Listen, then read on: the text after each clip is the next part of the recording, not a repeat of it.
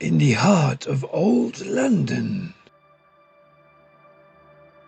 down by the fog-laden banks of the Thames, there stood a decrepit blacksmith's warehouse, long forgotten by time.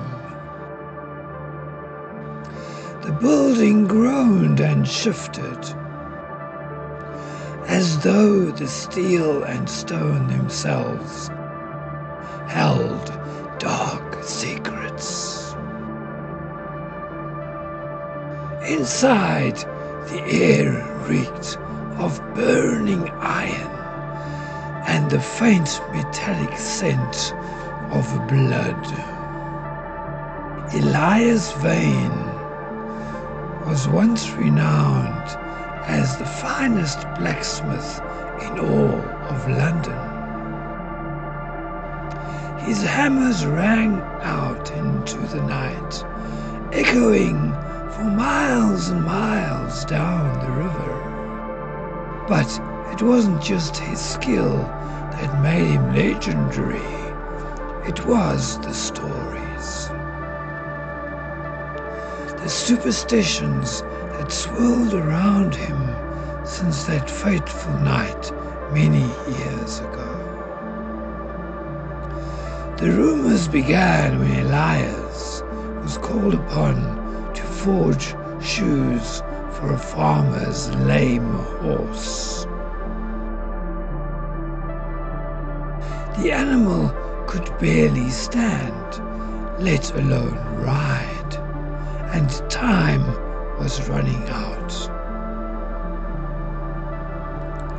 The farmer's daughter had been bitten by a venomous serpent snake.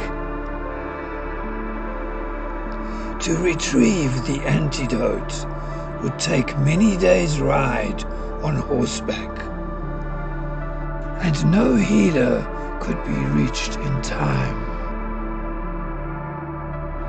Desperate, the farmer begged Elias to help.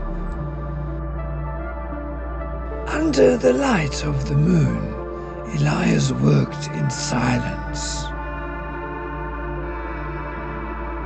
The glow of the forge casting wolf-like shadows on the walls. His hands moved with unnatural precision.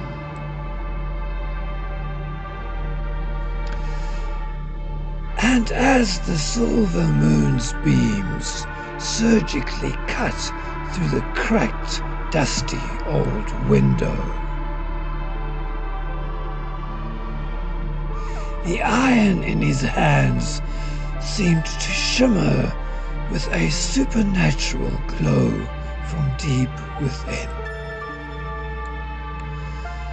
He crafted a set of horseshoes unlike any other, sleek, blacker than the night, and stronger than the hardest steel. The moment the shoes touched the lame horse's hooves, the animal stirred. Then, without a sound, the horse took off with a speed no one had seen before, riding for days without tiring. And so the little girl was saved. The blacksmith was hailed as a miracle worker. Suspiciously, the villagers began to whisper,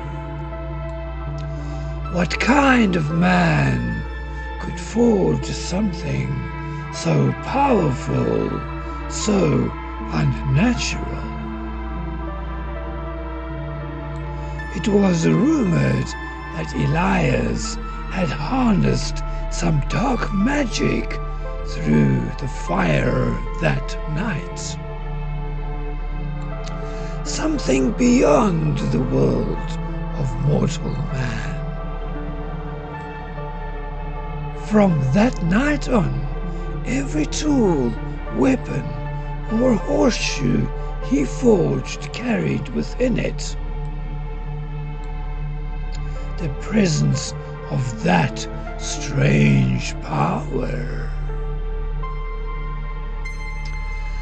The horseshoes always burned under the full moon, glowing as if still fresh from the forge. But Elias changed after that night too. He grew quiet, reserved, as though the forge had taken something from him. His shadows stretched longer than they should. His hammer blows grew harsher, more savage, ringing out with a beastly intensity. By day, he was the blacksmith the town relied on, but by night, when the moon was full, the villagers avoided the warehouse, and then the disappearances began.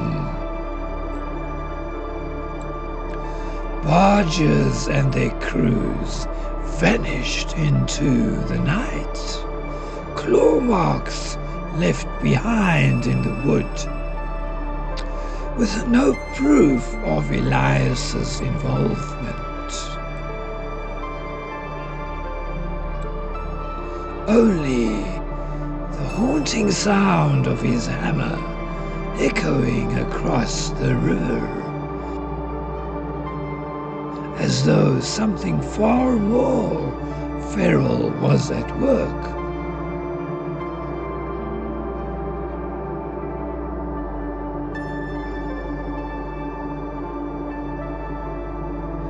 In the heart of the old blacksmith's warehouse.